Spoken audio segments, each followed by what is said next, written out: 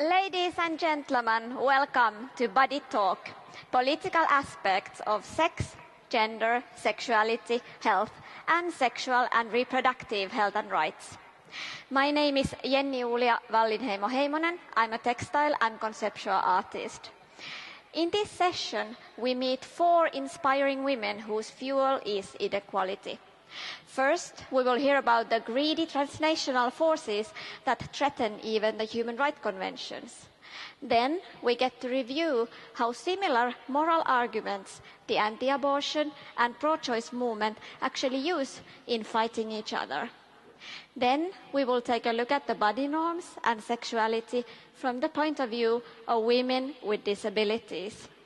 And finally, if you haven't thought about the definition and tone of the term consensual sex in context of rape, here is your chance. We start with 2 athlete gurus straight from Miami. Welcome to the stage, Beatrice and Jennifer.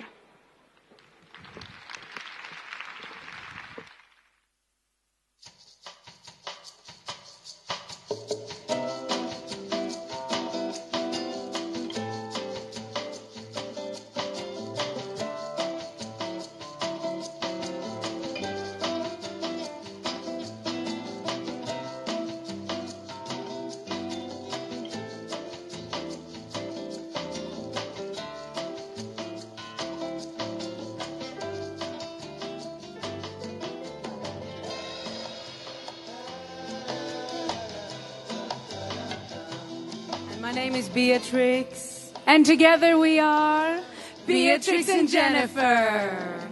Thank you. Oh, Thank you. We are gym owners from Miami. United States of A. And our gym is called Get Slim.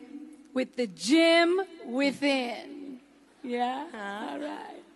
We're so honored to be here as the key speakers of Body Talk. Because we have dedicated our entire lives to our bodies. Okay, look at this. I mean, look at this. You got Atkins. Yeah. You got LCHF. Oh, yeah. You got low in carb, high in fat. Yeah. GI, Weight Watchers. A lot of disciplines. Oh, and a little bit of bulimia there. Hasn't hurt anyone. No. Now, you go ahead, darling. Well, there's a lot of women in this room who wants to change the world. And how do we change the world? By being happy. By being yourself. Yeah. And how are you happy with yourself? By being skinny and fit. Because if you're skinny and fit, then you're happy. Look at us. All right? Thank you.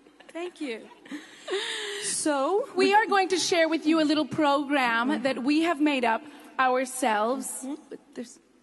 That we're going to share with you today as the keynote speakers. It's right here. No, right here. There. And everybody is going to benefit from. There's something black right there. What is it? I don't know what it is. What is it? Something. What? I think it was. I'm not really sure. But it was crawled down. It kind of like got in there. But we're gonna. No. I'm not sure what it was. It might have been a spider. Yeah, it was. no, I hate spiders. Take it away. Take it away. I can't see anything. Take it away. I can't see anything. Take it away. I don't know where it is. I can't see anything. Wait, no.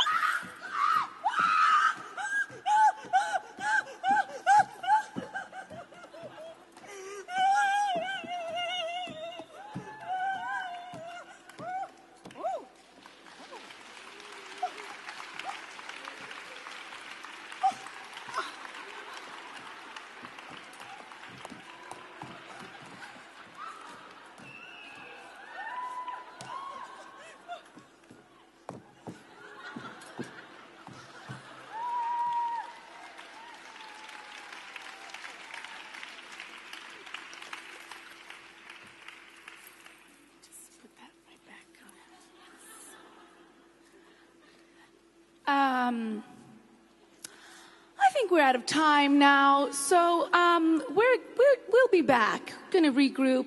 Come right back. Thank you. I'm Jennifer. Beatrix. And together we are Beatrix and Jennifer. Thank you. Thank you. We'll be back. Thanks.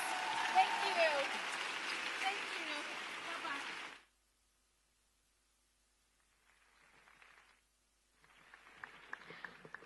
Thank you, Beatrice and Jennifer. I hope they took the spider with them. Our first speaker comes all the way from Australia.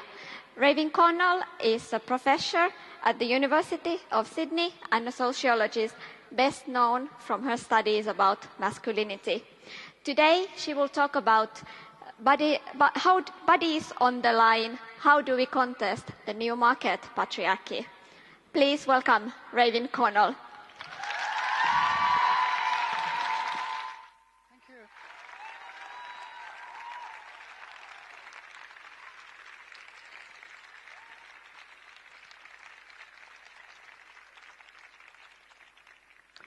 Thank you very much. I'm delighted to follow after our keynote speakers from Miami, Florida. I'm sorry I don't have any thinness routines to offer to you, but I'll do my best with food for the intellect. I've recently arrived in this part of the world from Australia, and I bring you greetings from as far away as you can go while still remaining on the same planet with Scandinavia, though we sometimes doubt that. Yes, we do have kangaroos in Australia. Yes, we do have eucalyptus trees. And yes, we do have sexism. Those of you who follow the politics of governments may know that between 2010 and 2013 we had the first woman Prime Minister in Australia. And regrettably, instead of general recognition and pleasure at this sign of Australia's social progress, Julia Gillard encountered a torrent of abuse from the political right, much of it misogynist and some of it highly sexualised. Since last year, we've had a new government in Australia, a free market right-wing government, led by a hyper-masculine Prime Minister, male this time, who, as soon as he reached power, announced that Australia was now open for business. It seems open for every kind of business except women's business, because out of the 19 members of his new cabinet, one was a woman. I think actually what has happened in Australia is a sign of something new happening in the world, which is also present in other parts of the world, but perhaps we need to think differently about it. On my way here, I flew over South China. So I was flying over the largest concentration of clothing factories in the world. And I guess if people around the room, around this arena, looked at their clothing, many people would find a Made in China tag on what we are wearing now. Clothing is traditionally made by women's skills, women's skilled hands, the part of the body involved. And that is still the case in South China, where most of the manufacturing workforce is women. But of course, women's work has been relocated in the new global economy to low-wage countries like China, Vietnam, Bangladesh, Indonesia. And it's also been placed under new management. No longer the traditional patriarchal management of husbands, but the new patriarchal management of executives in transnational corporations, the new global ruling class. And that's really the key point that I want you to think about, I want to ask you to think about now. Because I have increasingly come to believe that we are in a moment of history where we're seeing a new kind of patriarchy emerging. The history of gender relations is not a single straight line from an old traditional patriarchy to a new bright future of equality. It does involve reversals. It can go backwards, as we have seen in Australia. And I think that is also happening on a world scale. we are facing what I think of as a new market patriarchy, and in that case, we need to rethink feminist strategies accordingly. Feminism has always been about bodies, always about gendered bodies in social relations. And it's really astonishing when you think of gender that way, to think of the number of ways in which our gendered bodies are being globalised, are being caught up in an international economy of a new kind. So when we think of things impinging on our bodies from outside, we see that first of all with the clothing business itself, one of our most important ways of symbolising gender to the world. We see it in the imagery of women's bodies that young women and girls encounter as they grow up, which is increasingly shaped by global media, which have a common image of the desirable woman's body, thin, sexy and white, which we come across in media from Japan to South Africa to Australia to Skåne.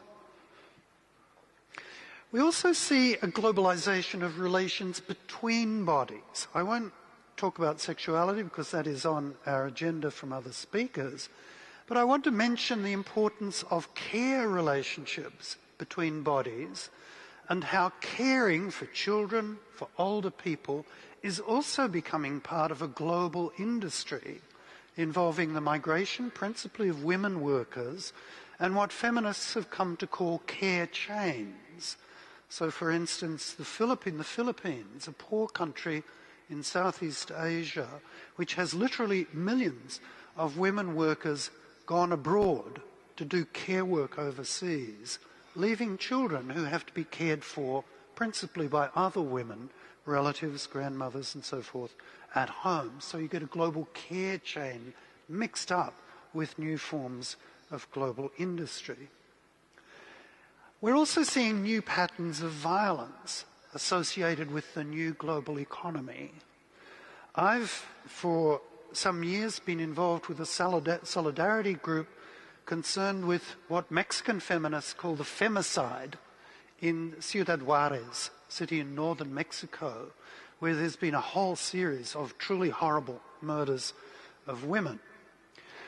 That can easily be misinterpreted as a case of traditional masculinity, traditional patriarchy, but it's not.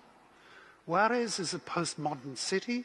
It's deeply involved in the new economy of global trade, export manufacturing through maquiladora factories, and that's the context in which a new and particularly horrible form of violence against women has arisen.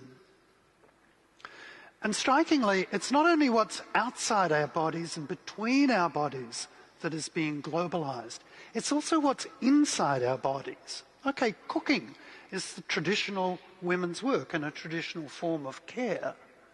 But what we cook, what we buy from the supermarket, is increasingly supplied by transnational corporations. Increasingly, with all the environmental consequences of agricultural monoculture, genetically modified organisms, and so forth. So across a whole range of aspects of our bodily existence, we are increasingly caught up in a new global market economy in which new powers are active. And that's what we really have to get to grips with as feminists, as thinkers about gender politics on a world scale. I think we are actually in the presence of a new pattern of patriarchy, just defining patriarchy conventionally as institutionalized power of men in a system of gender relations. The core of the new form of patriarchy is in the dominant economic organisations of our day. That is transnational management, the managements of transnational corporations, and the operators in transnational global markets in commodities and finance.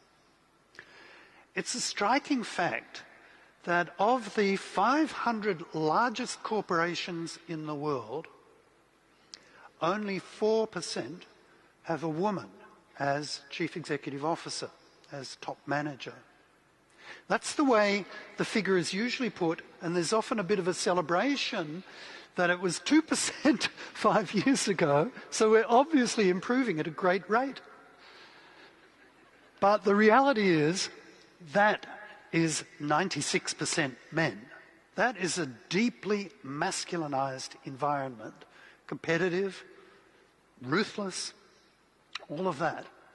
And those few sociologists who penetrated into that world have come back with reports of a very powerfully masculinized environment where the few women who get there have to manage like a man. It's one of the problems with the conventional equal opportunity strategy. The social pressures at that level of the global economy massively determine the kind of behaviour that you get from executives. And transnational management, is not disembodied. It has a presence, a bodily presence, in the form of an elite group of managers who travel constantly, who form, in effect, an offshore power centre of a kind that our traditional political models don't really yet understand.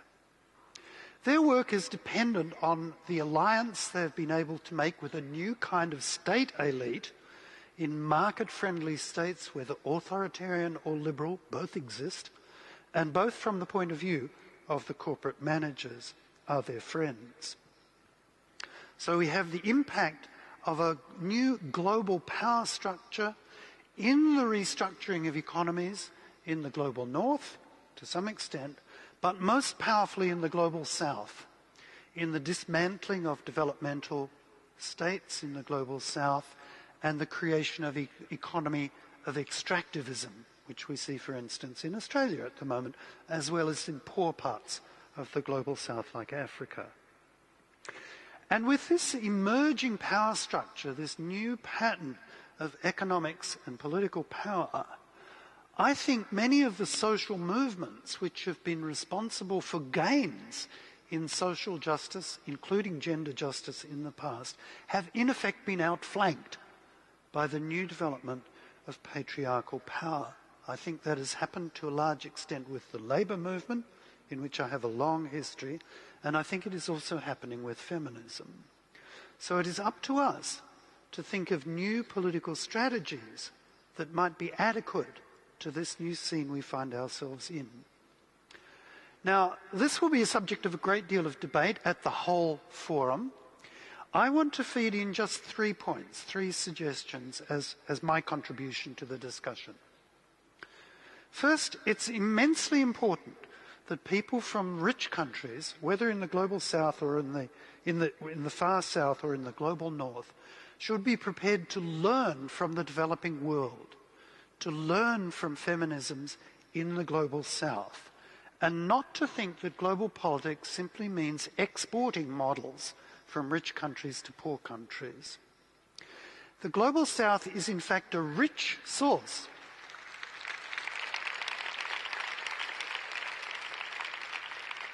Thank you. The global south is a rich source of feminist theory as well as feminist practice. I'll just mention one important thinker, Amina Mama, a leading feminist thinker from Africa, who has developed an important analysis of gender violence that connects it with the violence of colonialism and the impact of colonization and imperialism on the gender orders of societies in the global south.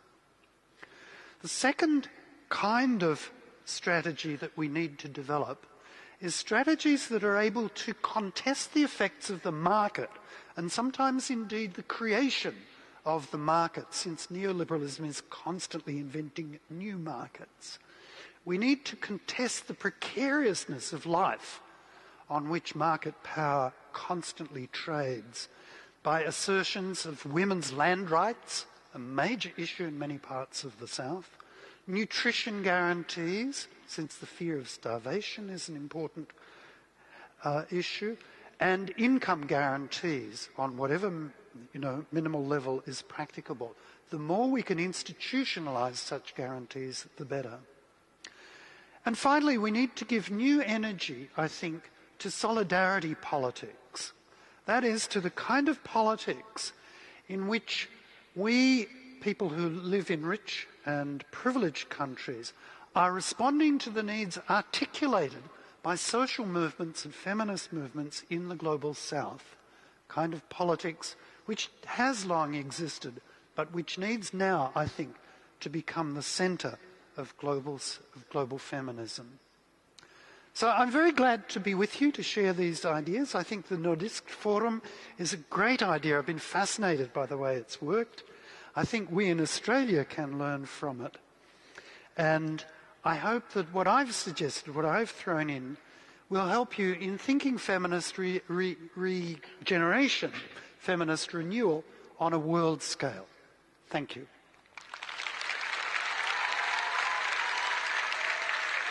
Thank you.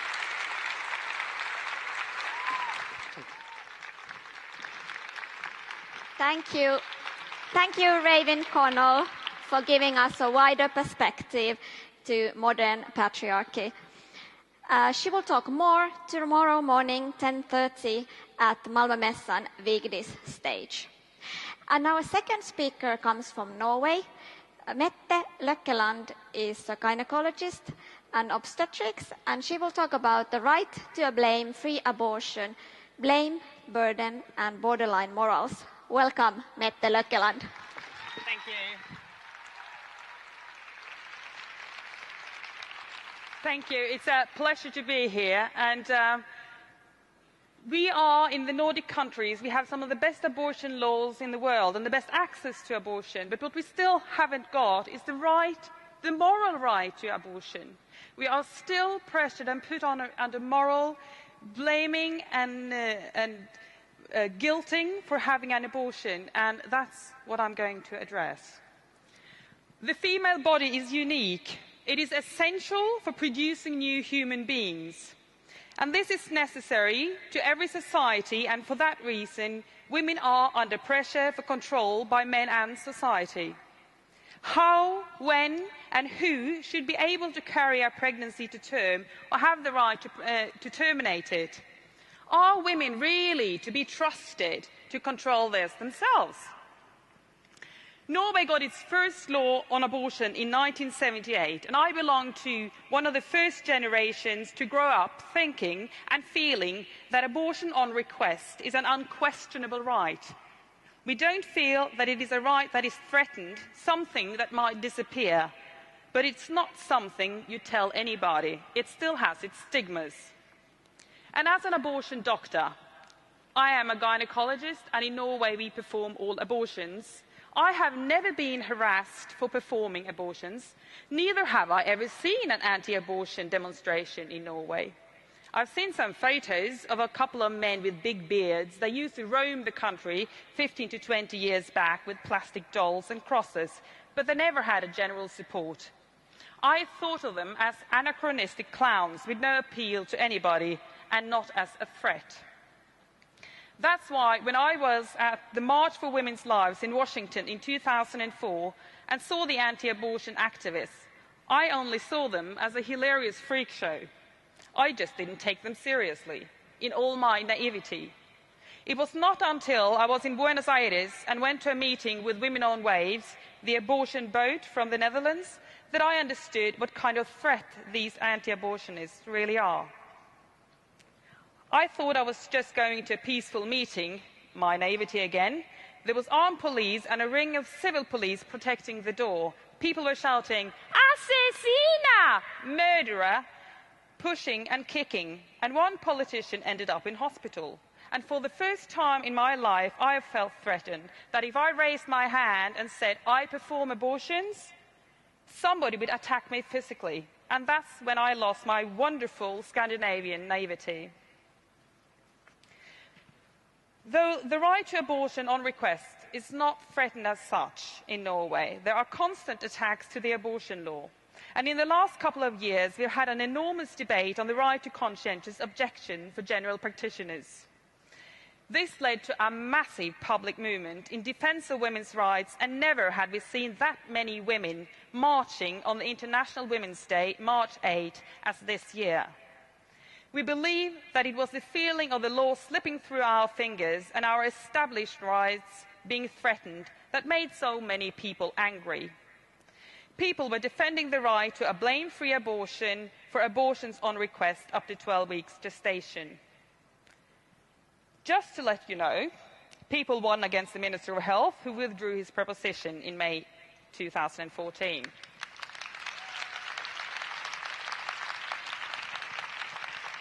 What surprised me, though I guess I shouldn't have been surprised, was that people who demonstrated against conscientious objection didn't seem that willing or able to project the opinion and belief they had of a blame-free abortion as a woman's choice onto other questions concerning women's reproductive rights. On a Facebook group for women's issues, where all the women were angry about conscientious objection, we had a discussion on fetal reduction. That's when women are pregnant with more than one fetus and only want one child. The reason for wanting to reduce the number of fetuses to just one can be just as diverse as for not wanting a child at all. People were very eager to have an opinion on other women's and their reasons, and thinking that they were not good enough when it came to fetal reduction. And they wanted to deny them the right and control their right. And they used their own experiences as a norm and the reason for denying other women the option of fetal reduction. As one woman said, "I have twins and could never have killed one of them." But no one has asked her to use fetal reduction. She wanted both twins. It was a wanted pregnancy, also as a multiple one. Another one said, "No one should have to choose between the two. You could end up resenting your choice." Well, you can always later on resent your choices, if you have an abortion or if you do fetal reduction. But shouldn't that be up to the woman herself to take into account and decide? We should deny her the right because she might resent it? How patronizing isn't that?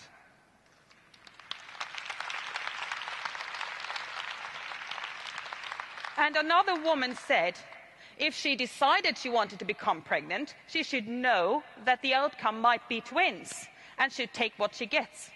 Well, pardon me, this is like the argument used against abortion as such. If you have sex, you should know you could be pregnant and should be prepared to have a child. For your physical or mental health, economy, life situation, etc., it could be a huge difference having one or more children. It could be so important that if you had to choose between 2, 3, etc., and none, instead of being able to reduce it to one, you would have to choose none. Your life is yours, and you cannot know about other women's lives and their choices based on your own experiences. You have to trust that other women are just as morally competent as yourself to make a choice in their lives. And then you have the sex selection, for instance. Of course we do not want sex selection, but that is a responsibility of the society and not each individual. If a woman knows that she will be abused and puts her life to risk if she gives birth to a girl instead of a boy, she should have the right to protect herself through having an abortion. Or do you think she should face the risk of being killed for society to prove their politics? The anti-abortion groups always tries to define protection of the fetus as ethically superior to being pro-choice.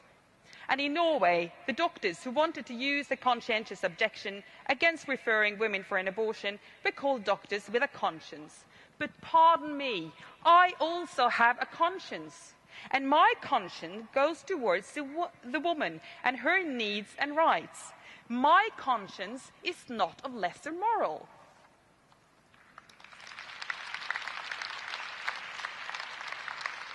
The anti-abortion movement have managed to gain the definition of a higher moral in defending the innocent fetus.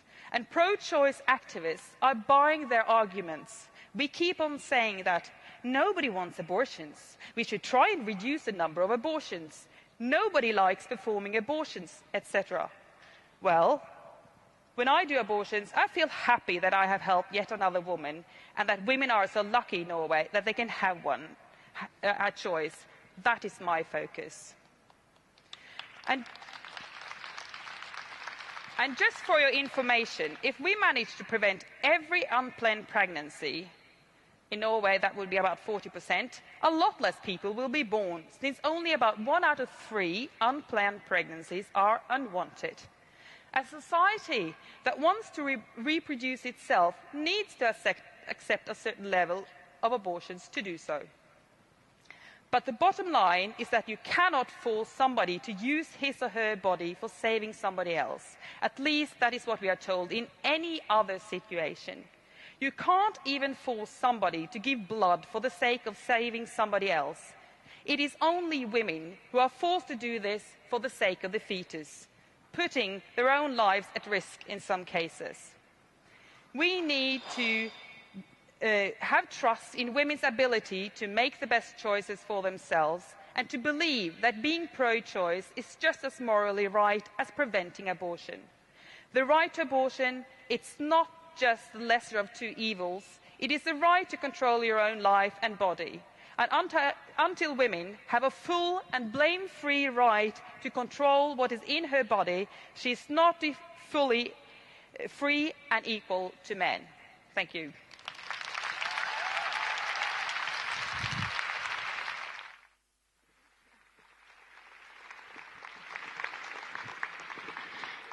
Thank you, Mette Lökkeland, for clearing the point.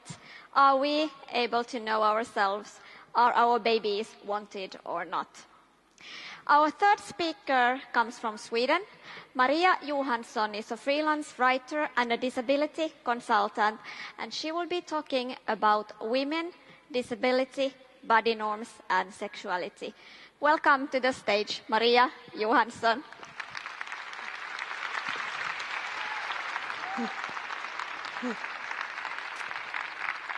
Hi, everyone.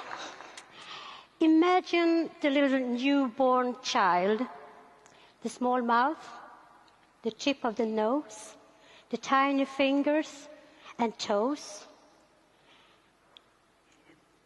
We are all in that stage depending on the people around us.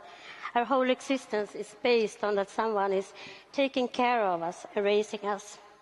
And if our body at that stage is not perfect, it's yet not so obvious. Some of the things I will talk about, I guess also boys and men with a disability can recognize. But it's also important to remember that we who are living with a disability is in no way a homogeneous group. Perhaps it is so that we many times by others are defined based on our disability, while for ourselves it comes further down of the list of who I am. I also would like to point out that I'm in no means an expert on this area. In the stories of and discussions with women with disabilities about growing up and being a young woman with a body that does not have full functionality, there are two descriptions that always recur. The story of being a body, an item in need of correction, and the story of not being seen as a woman, as a sexual being, as a woman among women. Lulu Kolmar, reporter and producer at the Swedish radio, was born in the mid-60s with only one leg. A month ago, she described in a chronicle a train ride she did recently. I'm going to read a part of the text. In the dining car, a man sits down opposite me on the vinyl seat. He leans forward over the wine sloshing in a plastic glass and says familiarly, "I can see you are one-legged. God, so interesting." And then he scouts down under the table to see my lower part of the body. "You have no leg at all on that side, then?" "Walk with crutches? But you? Why don't you operate in a prosthesis in the stump?" I get the feeling he had just ripped off my clothes without any of my fellow passengers noticing that. Then the reader may follow in Lulu's description of her upbringing, her choice to abstain prosthesis and use crutches instead, and I will quote the end of her text.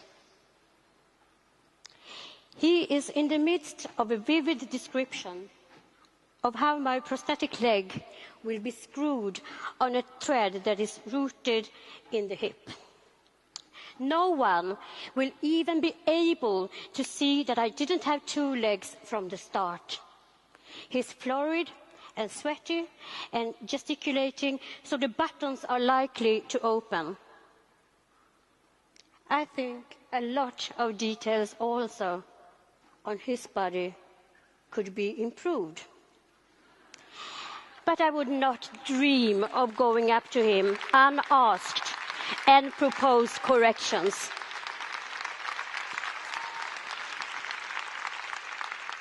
This is a text I think says so much about both being a woman and about not to fulfill the body norms.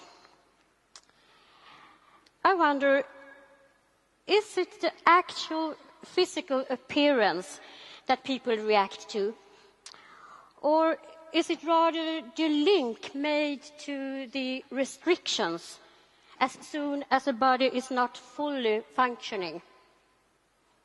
How many times have we not heard someone say, "As long as I just don't end up in a wheelchair"?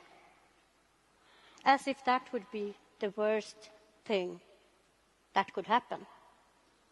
It's not. My wheelchair is definitely my dearest and most important property. An example of stigmatizing view of a wheelchair and the glorification of the ability to walk can be found in a movie, a film that many in my generation, both younger and older in Sweden, grew up with. Rännstensungar, Kids of the Gutter. I'm going to tell you the story. When the mother dies, the poor and unknown painter, Johan Fahlén, takes care of the little girl, Nina. She is paralyzed from below the waist. But Fahlén promises that one day she will be able to walk. We can see Nina sitting in her wheelchair and looking out through the window at the other children playing outside. In the end, though, she's suddenly getting out of her wheelchair, start walking and running. The sun is shining, beautiful music, happy end. A cruel story, I would say, that conveys that true happiness can only be found if you can walk, and anything else is a big failure. And then we grow up and we become young women. Too bad that you, looking so good, being so pretty, ended up in a wheelchair. Can you fuck? A tentative hand on my leg while my eyes are fixed to check if I can feel the touch or not. Taxi drivers offering mercy fucks to be kind. These experiences are my own and others. I've heard them so many times and from different women.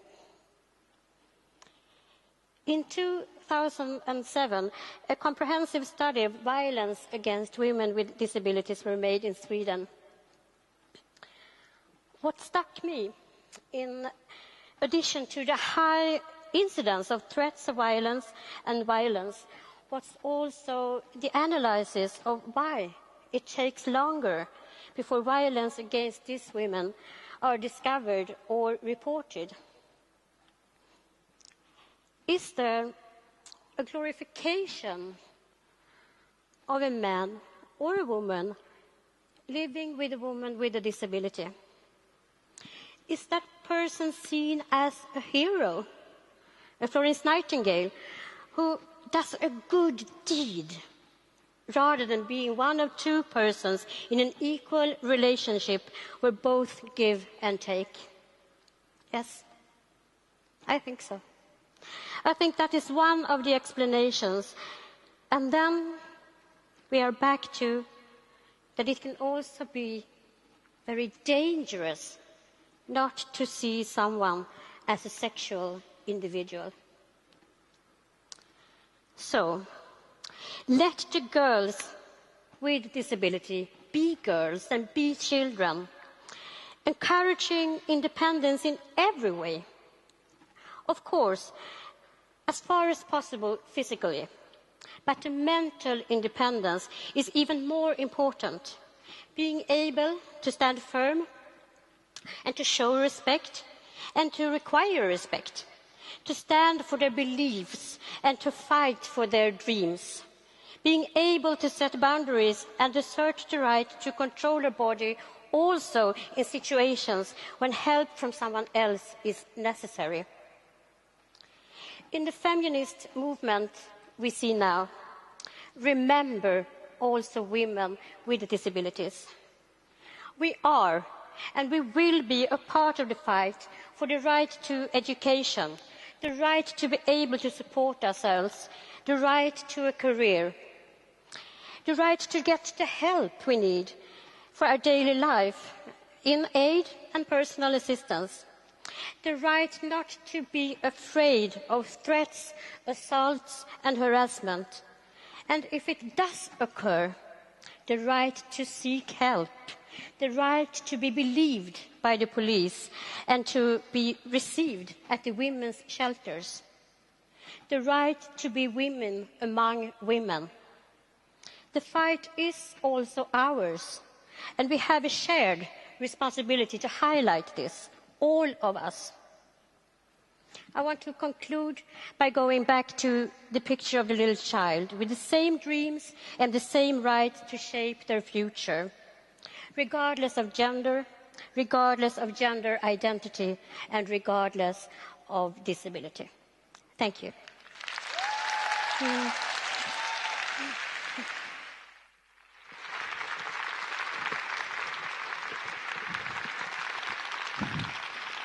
Thank you, Maria Johansson.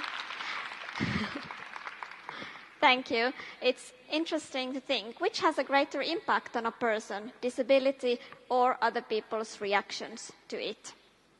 Our final speaker is one of the leading figures of American feminism.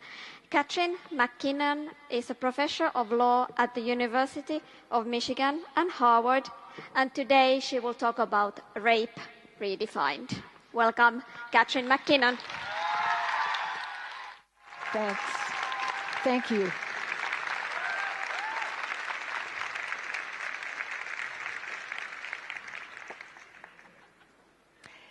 It is a thrill to be back in Scandinavia with all these valiant Nordic women. And the way that you have inspired me is that I will propose a new and difficult idea today that goes counter to some trends of the way people are thinking, in particular, about rape. I thank the organizers for inviting me and for doing all the work necessary to bring us together. Rape is recognized in international law as a gender crime, meaning it happens to women because they are women, to some men because they are men, a crime of gender inequality. This analysis is partly put into effect in international law, including in the Rome Statute of the International Criminal Court, but it is not implemented in any country's domestic law. So my question is, what would a rape definition look like that was governed by sex equality principles? Rape is generally defined in Western countries as sexual intercourse by force or without consent, or both. It is only without consent in the UK. It is by force and violence only in France. Most US jurisdictions require both. That is, both by force and without consent. Neither or none of these has a good track record, even for reported rapes, which are, of course, a very small proportion of actual rapes. The conviction rate for reported rape in the UK is around 6%. In France, the best I can find is a breathtaking 2.6%. The conviction rate for reported rapes in the US, where most states require, as I said, some version of both force and non-consent, is between 12% and 25%. Given that in the United States, about 1 out of every 10 acts of rape or attempted rape that essentially fit the legal definition is reported, this is pretty appalling. Consent definitions, and this I'm now talking about in which the prosecution has to prove lack of consent, require that a woman be believed concerning a sexual fact that is by its nature subjective. This is why consent definitions put the victim on trial. Essentially, it attributes victimization to the victimized, and it makes a rape case be about what she was thinking or about what he thought she was thinking, rather than about what he did. It makes rape occur in her or his mind. It makes it happen in someone's head rather than on her body.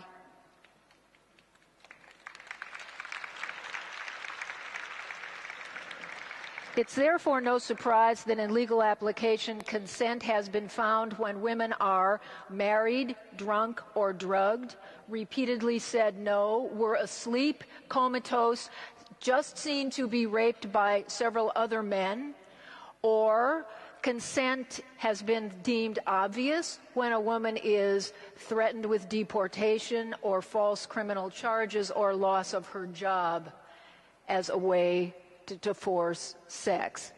In legal operation, consent to sex is routinely found in situations of despairing acquiescence, frozen fright, terror, absence of realistic alternatives, socially situated vulnerability, and in some cases, even death. Prostituted sex is regarded as consensual because it is paid. What I am telling you is what the word consent actually means in law. The often accompanying standard of mistaken belief in consent means that if the accused is found to have believed she consented, even though she did not, that isn't rape either.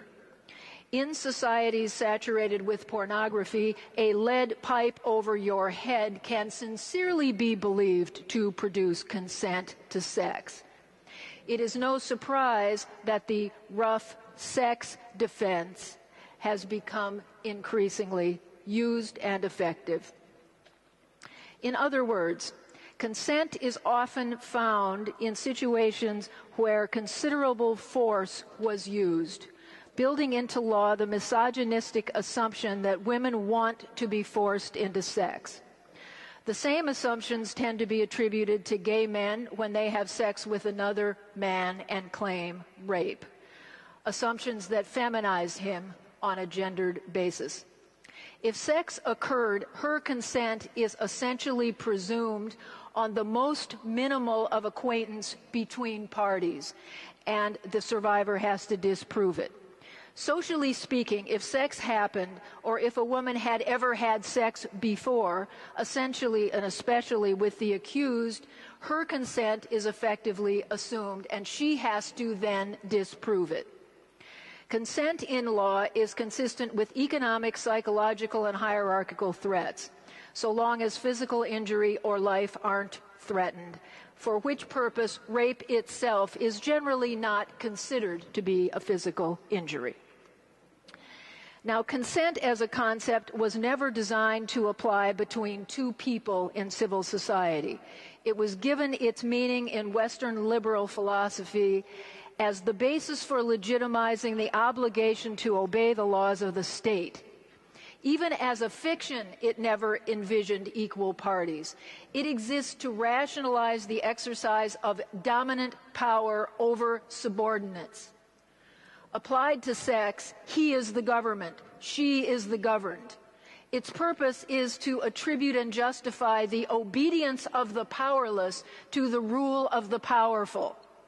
You're regarded as consenting, for example, whenever you don't leave. You consent because you are there. Is this sounding familiar? Whether leaving is a realistic option or not. Silence in sex, as in governing, is deemed consent, not dissent. These assumptions, along with the presumption that the two parties are somehow equals, which is never either articulated or justified, operate powerfully in sex unequal circumstances, contrary to realities.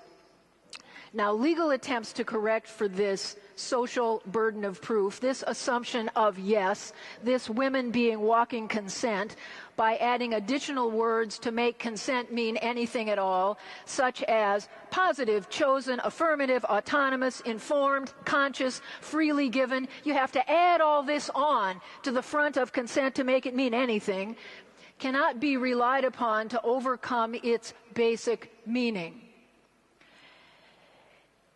Fundamentally, it needs to be faced that consent is not an equal concept. It is an intrinsically unequal one that presupposes an actor and an acted upon. The purported form of power of the acted upon being acceding to the actor's actions, in other words, doing what you are told to do. It tends to presume the parties are equal, as I said, whether they are or not, and relies on an illusory image of women's agency under conditions of inequality, as if we can be free without being equal. The corresponding fantasy, well intended by strong progressive women who often accept this term politically and argue for it, thinking that if consent is the legal standard, what a woman says, even what she actually felt she wanted, whether she says it or not, will be believed and will carry the day. They believe it will determine in a criminal trial whether sex was rape. This doesn't take into account that the whole concept of consent relies for its social appeal on the assumption that it stands in for desire, that is what she actually wanted. But there's nothing in law that limits it to that. In actual social discourse, sex that is actually desired or wanted or welcomed is never termed consensual, because it doesn't need to be. It has mutuality written all over it. Sex you actually want. You say, I had a great hot time last night. You don't then follow up by saying, I consented.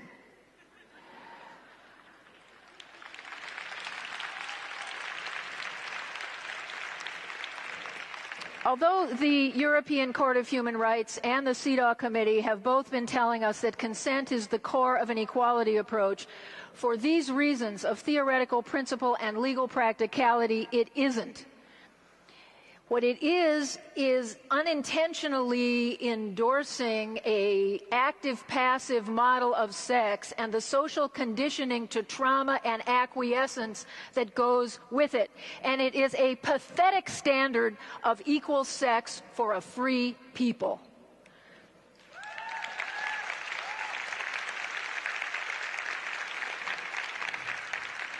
Now, force definitions have also been problematic, and their biggest problem is they've been confined to physical force, and then they require resistance. So, on the view that rape is about what usually a man actually did, I think a useful legal starting point is the Akiyesu decision from the Rwanda Tribunal. Rape is defined as physical invasion of a sexual nature committed on a person under circumstances which are coercive. The notable features here are absence of non-consent as essentially redundant. In other words, coercion is present because real desire is absent. And the exclusive use of coercion, which can be circumstantial as well as physical. Now the problem is to adapt it to domestic circumstances. And for this I propose adapting the Palermo Protocol. This draws on the insight of survivors of prostitution who often cogently describe prostitution as serial rape. With this in mind, consider the international definition of sex trafficking, the destination of which is prostitution. It prohibits the use or threat of use of force or other forms of coercion, abduction, fraud, deception, or abuse of power or a position of vulnerability for purposes of sexual exploitation. And then it says, where any of that is done, consent of the victim shall be irrelevant.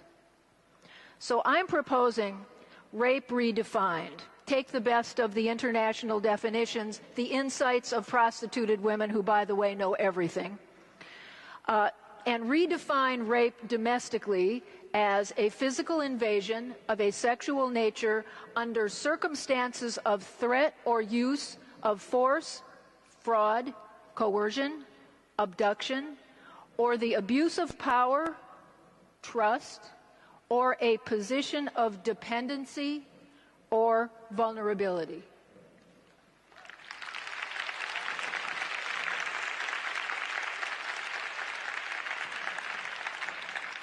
Then recognize that psychological, economic, and other hierarchical forms of force are coercive, including age, mental and physical disability, and all other inequalities, including sex and gender.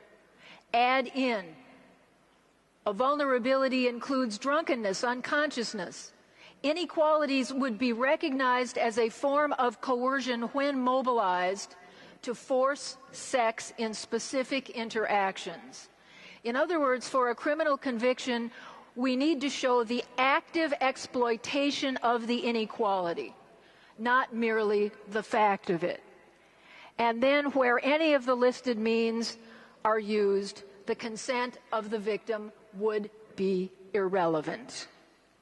Apparently, it is difficult to think about sexuality in equal terms. The Swedish model of prostitution, become now the Nordic model, showing world leadership, is educating the world that paid sex is forced sex, setting a standard for what men's violence against women looks like. This definition of sexual assault in terms of conditions of coercion could do the same. Let's think about it together. It all starts somewhere. Thank you, and thank you to the interpreter for allowing me to communicate.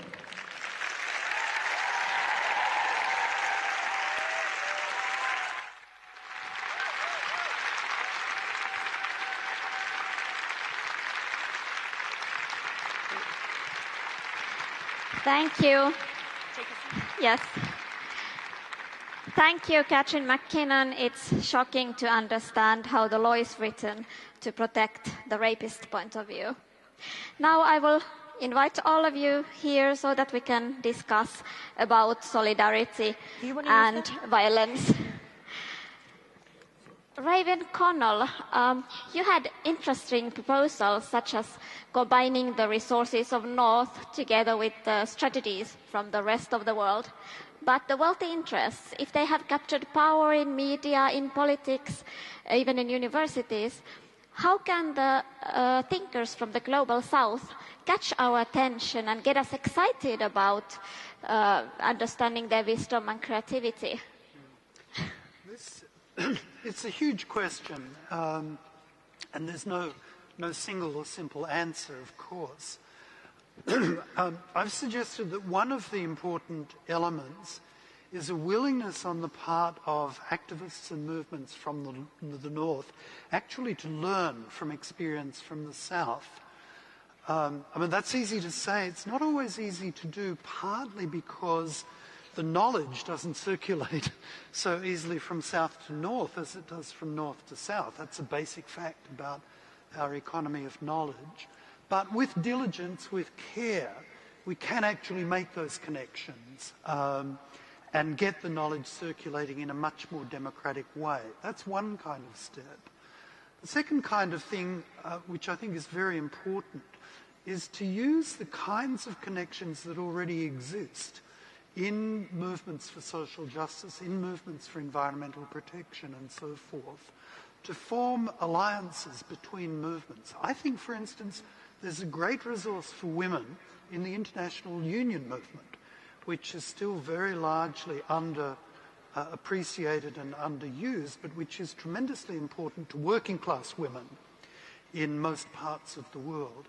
So there are both changes in our practice, if you like, as activists, and forums that can be used to build a much more complex and equal flow of information, knowledge and experience. Yes. How about you others? Do you have interesting ideas how we could increase solidarity between North and South despite of the wealthy interests? Any good examples? Sorry, I don't hear you. Oh, sorry. I was asking, how could we increase solidarity? You have been, you mentioned the conferences, abortion discussion. Do you think that we are ready here to give our resources so that the Global South can give us new ideas and thoughts, new strategies? Well, first of all, we have to meet them and talk and see what they're actually doing. And we can be quite surprised sometimes at the knowledge they have and what they're actually managing to do with their small resources and the lack of legal status, for instance, for abortion. But it's a question of us with all the resources actually listening to them and finding their research and so on as well. Catherine McKinnon? I think, as is apparent from what I was saying, perhaps it isn't, but the insights into the nature of sexual abuse that come from raped women and prostituted women come from them from all over the world, including powerfully, in my case in particular, from prostituted women in India and in South Africa, who have taught me a tremendous amount. And it's, it is one of the features of women's solidarity that violence against women affects women everywhere. Therefore, it's a fundamental ground of solidarity among women to begin with. And women everywhere have profound insights to offer. And a lot of what went into my own thinking here came from them. I think, violence is the key issue.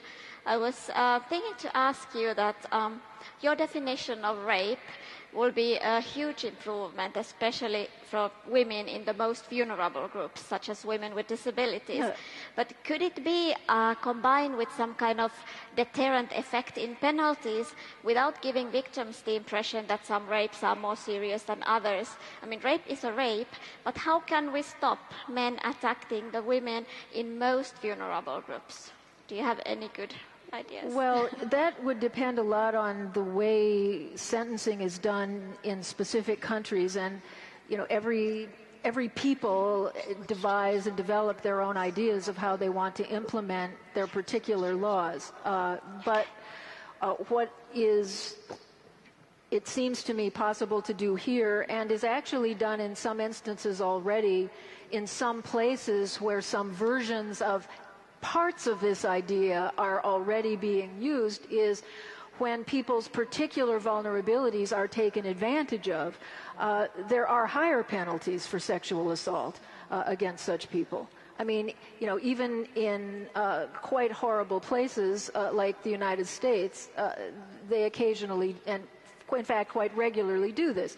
That is, they're even more appalled if you can get them to believe the sexual assault happened at all, even more appalled that it happened to somebody on the basis of disadvantages that they are not thinking of as being inequalities, but they are. In other words, age. If it's a child, they're likely to give a higher sentence. If someone is disabled in a physical or mental way, they're likely to be even more appalled and give a somewhat higher sentence. I'm claiming that as inequality and saying, if you can understand that, maybe you could understand race and class and sex also.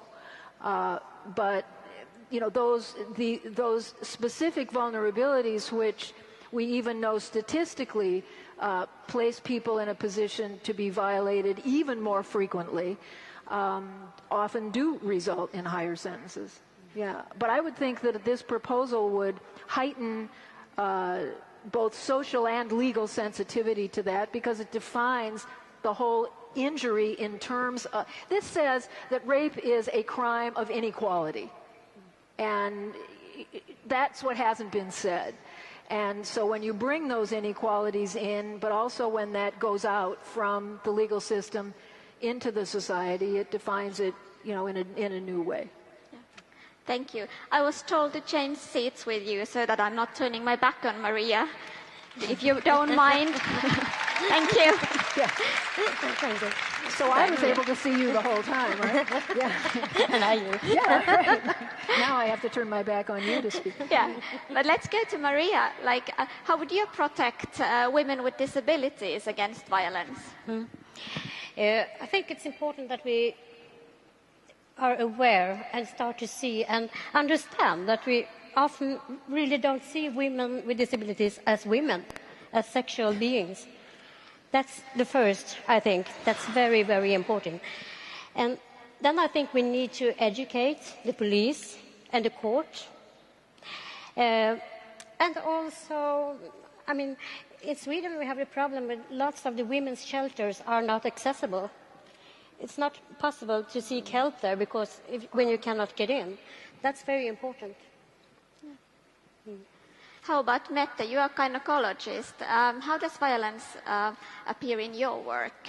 I'll say in connection with abortion, for instance, of course, women who have been abused or raped and so on very often manage to block out the feeling about their body. So they might recognize much later that they are pregnant and come very late for an abortion. And in the systems now, we have put a moral problem, or also there's not an access to abortion after a certain level of weeks. And that's a huge problem. And also both in Sweden and in Norway, they're now lowering the upper limits for having an abortion. And especially, that affects especially vulnerable women who are being subject to abuse, for instance. Yes. I'm going to surprise you. I brought you a gift from a very popular Finnish artist group, the Nutty Tarts. With these panties with hairs, they want to encourage us all to fight against the unrealistic body image in media. There you are. Could you... Ladies. That was cute. And could you please give us some comments? Why do you think that this product became so popular right now?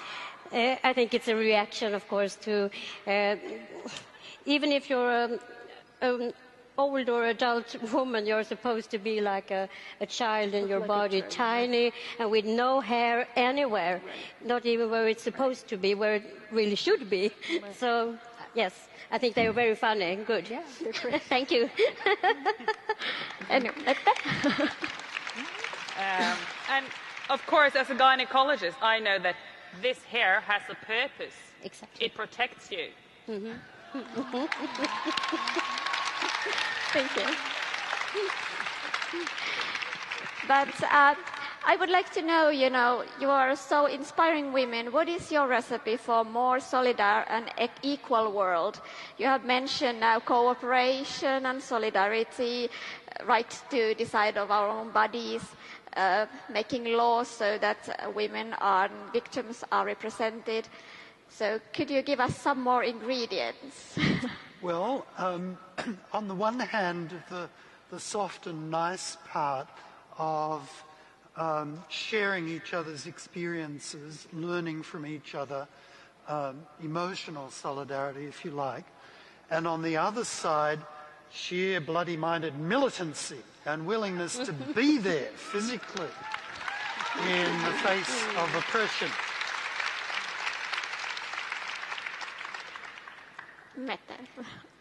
Well, of course, it's also maintaining what we're actually doing here at home and breaking the grounds for new possibilities. Medically, for instance, medical abortion, Sweden was one of the first countries in the world, and that's been a huge impact on the situation for unsafe abortion, the access to medical abortion, to misoprostol. So that's also our way of helping the situation in the whole world. Not only being there, but also doing our job here, just showing that there might be a different way of doing things. Thank you. Katrin McKinnon. Well, just thinking about this and not so much thinking about you all, but I am put in mind of women, the very few women who actually have privilege and power, and the need, in my view, for them to exercise it more frequently on behalf of all women, rather than simply to define feminism as a career advancement tool.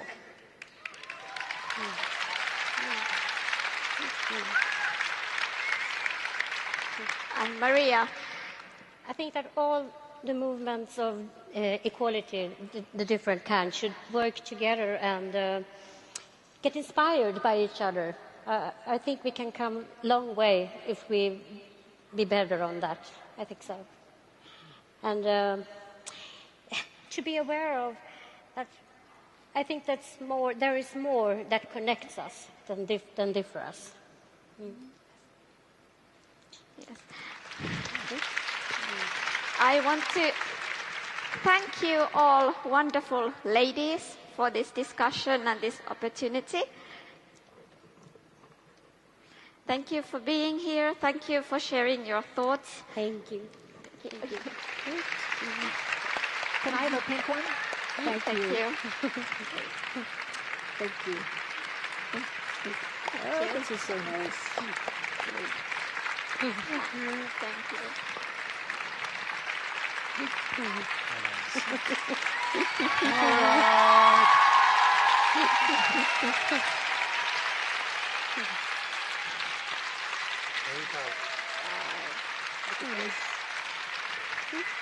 Okay.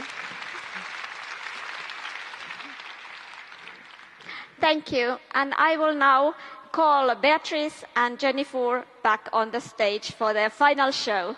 Thank you.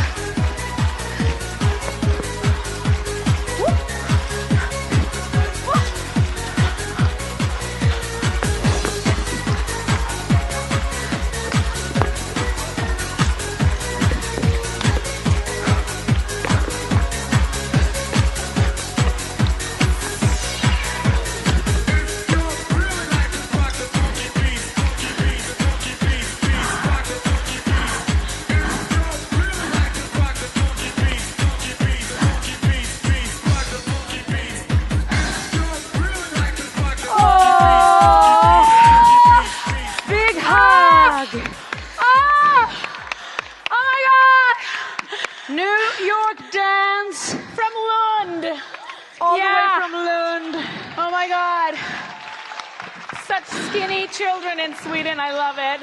Lund seems to be very ahead when it comes to fitness among the kids, and we're so happy. Hope it can spread here in Malmö too. Not an ounce of fat on those kids. Ladies and gentlemen, I am Jennifer. And I'm Beatrix. And together we are Beatrix and Jennifer. Thank you. All right. Hold it. We are going to start over from last time. Oh, picture. Hi. Look natural. Hey, this is my best side, actually. Here we go. Yes. Thank you. So, yeah, we're going to start all over. Where were we? Yes, we are gym owners from Miami. We've got our own gym, and it's called Get Slim with the Gym Within. Inside. It's so great to be here in Malmö, the capital of Stockholm. We love this country. We love this country of Stockholm. It's so great. It's so beautiful. And it's such an honor to be the key speakers at the Body Talk at Nordiskt Forum 2014. Thank you so much for inviting us. It's a great honor. But people, we are not only gym owners, okay? Or fitness gurus. We are life coaches, personal trainers, dietitians, and role models to a lot of people. And we know that with great power comes great responsibility. Right, you know that, ladies. So that's why we have chosen to work with a lot of charities, okay? Some of the charities that we work with? Sugar addicted teen crack moms. Hi. Some of them are over there. Yeah, there they are. We also have the 7-step solarium detox. It's brand new. We got ex-celebrities without borders. Yeah. And we have our most popular Love Handles Anonymous. You know who you are.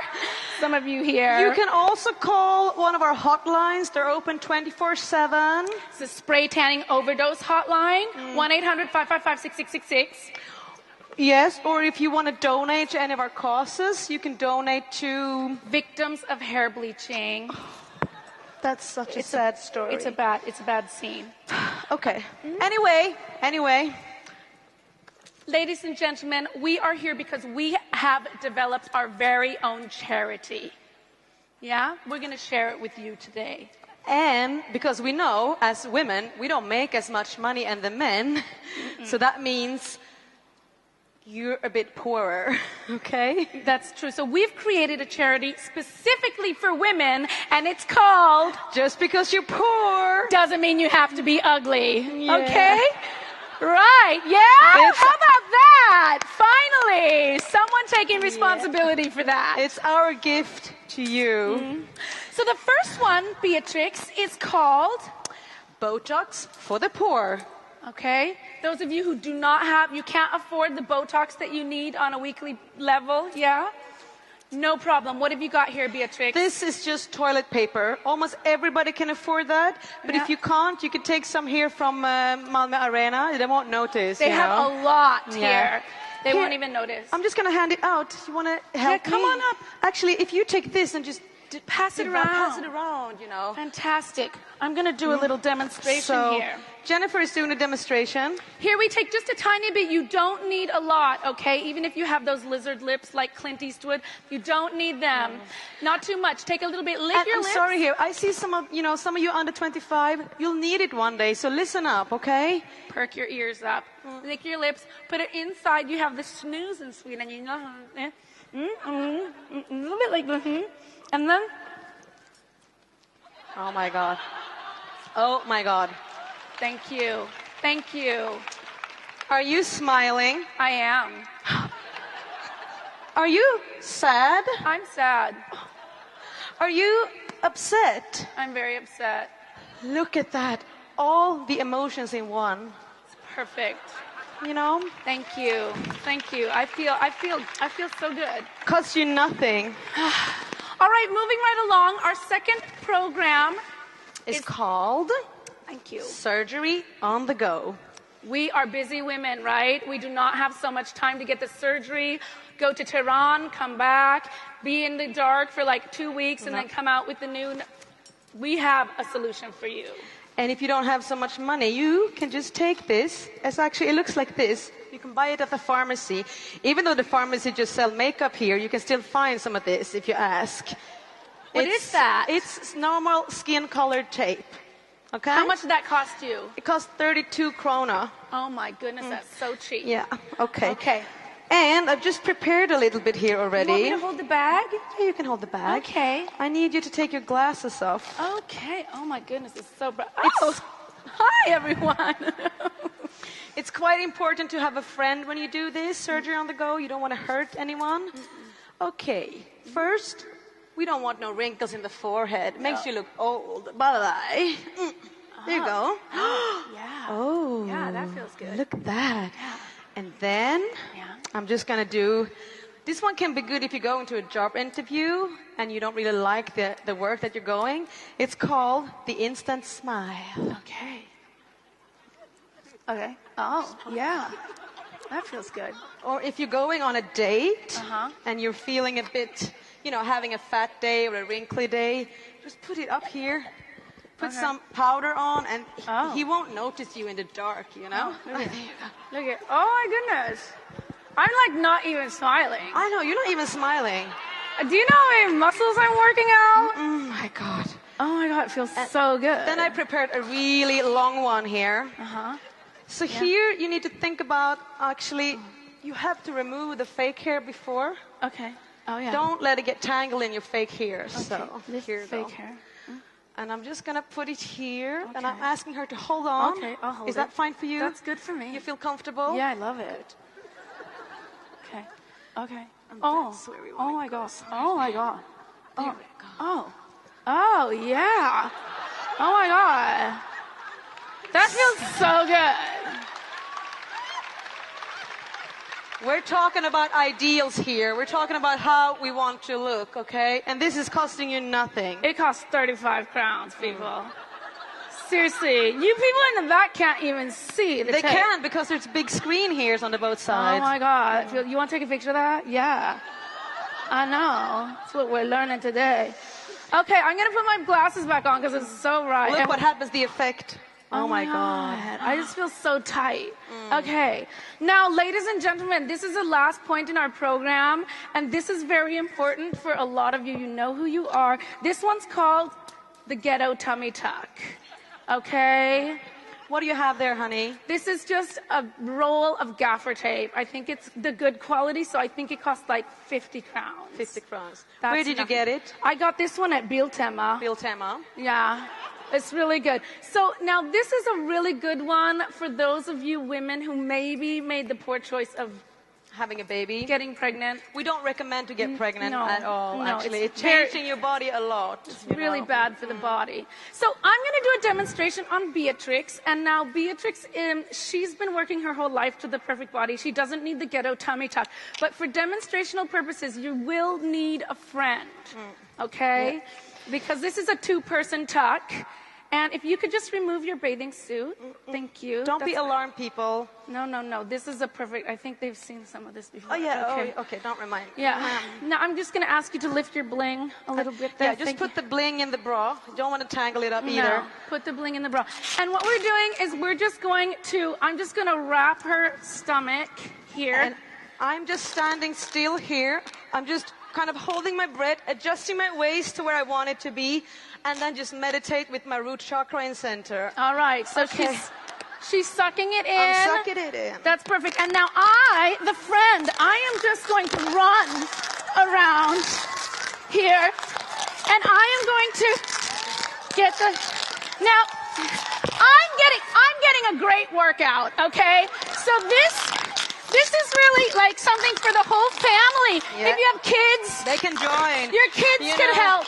You want the Platta Mage for Beat 2014? Here This you is go. how you do it. You do not have to go on any diet. You want to eat the Christmas ham? Here you go. Okay, I'm just You want to get in those pants at the hospital after giving birth to a baby? Here you go. If you're a man with some kind of mage, well, here you go. Finally, you can get laid again. Yeah, Okay. I'm just gonna pull it. Yeah. And we're gonna tuck that one in. It is. Here we go. I'm just Hang on. trusting I'm my almost- friend here. Yeah. Okay. And then you just rip it. Ah, like that. Look at that. 30 seconds or less. Platta mage. It's scientifically proved that if you're skinny and fit, then you're happy. Okay?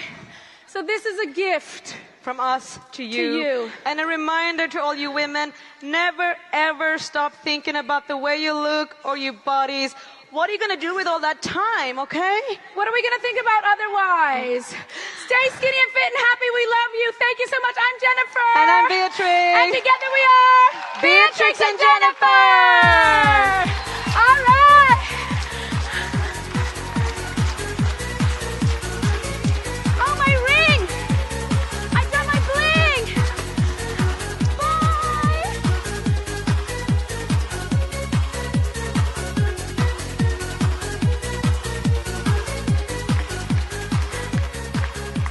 Great.